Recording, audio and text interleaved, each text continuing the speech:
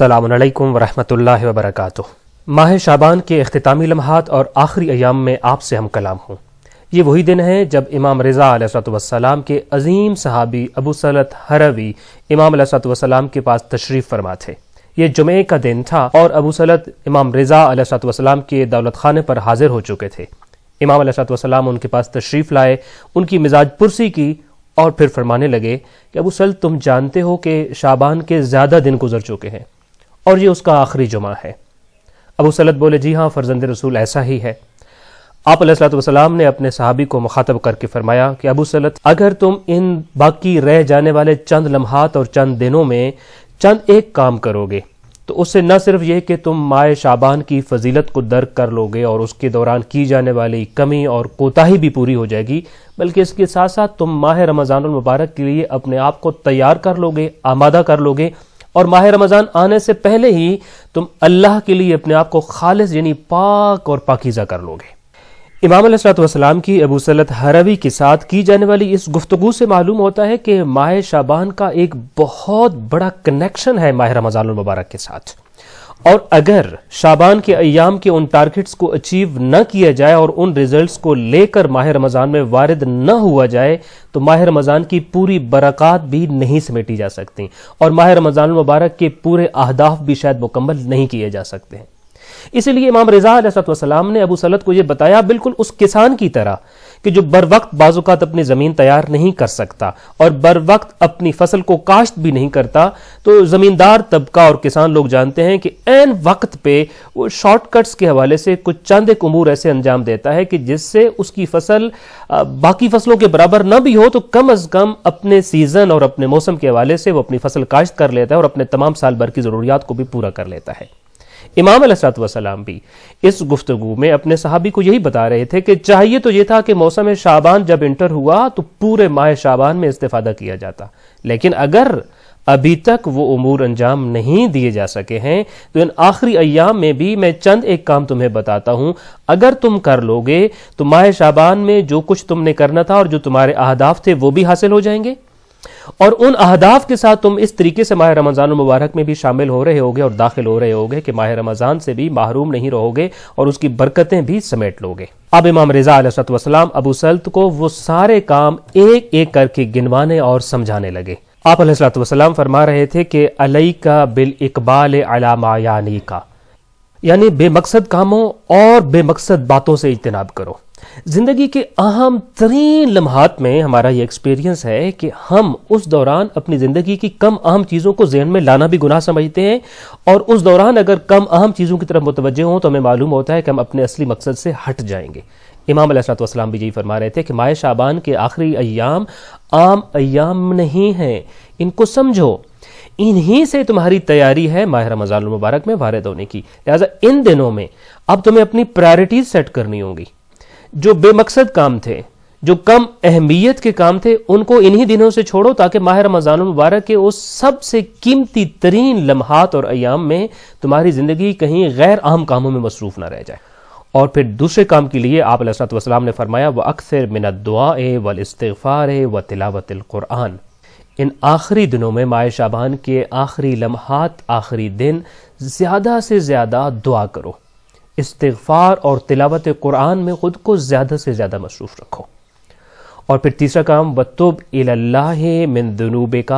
کہ دیکھو ماہ رمضان المبارک کا چاند ابھی طلوع نہیں ہوا، لیکن تمہیں یہ تاکید کر رہا ہوں کہ ماہ رمضان المبارک میں ان گناہوں کی غلاظتوں کو لے کر مت جانا، اللہ سے ابھی اسی مہینے میں توبہ کر لو، اپنے گناہوں کی معافی مانگو اور اپنے گناہ معاف کر کے پاک و پاکیزہ ہو کر ماہ رمضان المبارک میں وارد ہونا، تاکہ ماہ رمضان کی ساری برکتیں تمہارے شامل حال ہو سکیں۔ اور پھر اس کے بعد فرمایا، وَلَا تَدَعْ أَمَانَةً فِي عُنُقِكَ إِلَّا أَدَّيْتَهَا، یعنی ماہ رمضان المبارک جیسے عظیم مہینوں میں گناہوں کی غلاظت یا حقوق کی ادائیگی کی غفلت لے کر مت جانا، بلکہ شعبان کے آخری ان لمحات سے فائدہ اٹھاؤ اور تمہاری گردن پر موجود جتنی امانتیں ہیں ان ساروں کی ادائیگی کرو، خدا کے سامنے اس کے گناہوں کی معافی مانگو، لوگوں کے حقوق کی ان کے سامنے جا کر ادائیگی کر دو۔ اور پھر پانچواں کام تمہیں یہ کرنا ہوگا کہ وَلَا فِي قَلْبِكَ حِقْدًا عَلَى مُؤْمِنٍ إِلَّا نَزَعْتَهُ، دیکھو تمہارا دل اللہ کا گھر ہے، اس دل میں اگر تم نے وہ جڑی بوٹیاں اب تک آنے دی ہیں کہ جو اس دل کو برباد کر دیتی ہیں، تو ماہ رمضان آنے سے پہلے ہی وہ ساری جڑی بوٹیاں یعنی بغض، حسد، کینہ، نفرت اور اس جیسی تمام بیماریوں اور جڑی بوٹیوں کو تلف کر دینا۔ اور چھٹا کام آپ علیہ الصلوۃ والسلام نے فرمایا وَلَا ذَنْبًا أَنْتَ مُرْتَكِبُهُ إِلَّا أَقْلَعْتَ عَنْهُ، گناہوں کی جتنی عادتیں تمہیں پڑ چکی تھیں انہی دنوں میں چھوڑو، تب جا کے ماہ رمضان سے استفادہ کر سکو گے۔ اگر تم یہ سوچ کے بیٹھے ہو کہ ماہ رمضان میں گناہ چھوڑ دوں گا، تم ماہ رمضان میں نہ صرف گناہ چھوڑنا مشکل ہوگا بلکہ ماہ رمضان کی برکتوں سے بھی محروم ہوتے چلے جاؤ گے۔ لہٰذا تمام برائیوں، تمام نقائص، تمام گناہوں کی عادتوں کو انہی دنوں میں ترک کر دو تاکہ جب تم وہاں جاؤ تو آگے سفر شروع کر سکو۔ اور پھر آخری اور ساتواں کام یہ بتایا وَاتَّقِ اللَّهَ وَتَوَكَّلْ عَلَيْهِ فِي سِرِّ أَمْرِكَ وَعَلَانِيَتِهِ، یہ 6 کام جب کر لو گے اور پھر بس تم محنت کرنا، کوشش کرنا خدا کی طرف جانے کے لیے، اور اپنے کاموں کو پھر خدا کے حوالے کر دینا۔ توکل کرنا یعنی اپنے تمام کاموں کا رزلٹ خدا کے اوپر چھوڑ دینا۔ ناظرین کرام، یہ در حقیقت جو امام علیہ السلام نے باتیں بتائیں یہ ماہ رمضان میں داخل ہونے کے پروٹوکولز یا اس کے آداب ہیں۔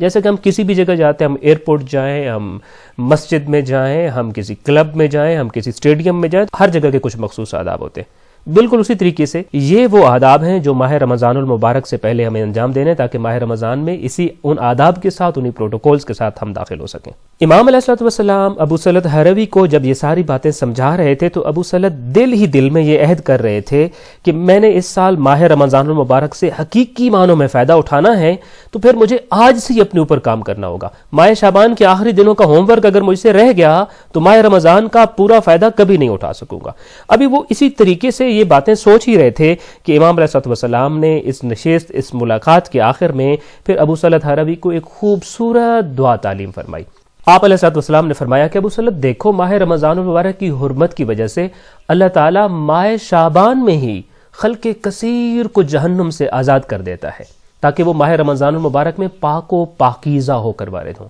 لہٰذا یہ جو تھوڑے سے لمحات بچ گئے ہیں، چند دن بچ گئے ہیں، کچھ گھڑیاں اس مہینے کی بچ گئی ہیں، تو تمہیں چاہیے کہ تم بھی اپنے گناہ معاف کروا لو، اور اپنے گناہ معاف کروانے کے لیے یہ دعا زیادہ سے زیادہ ماہ شعبان کے آخری ایام میں پڑھنے کی کوشش کرنا۔ اور وہ دعا کیا ہے؟ اللہم ان لم تکن غفرت لنا فیما مضی من شعبان فاغفر لنا فیما بقی منہ، یعنی اے میرے اللہ، اگر ماہ شعبان کے گزر جانے والے دنوں میں ابھی تک تو نے میری بخشش نہیں کی اور میرے گناہوں کو بخشا نہیں ہے تو یہ جو باقی دن بچ گئے ہیں میرے اللہ ان میں میری بخشش فرما دے تاکہ میں پاک و پاکیزہ ہو کر تیرے خوبصورت اور بابرکت مہینے میں وارد ہو سکوں۔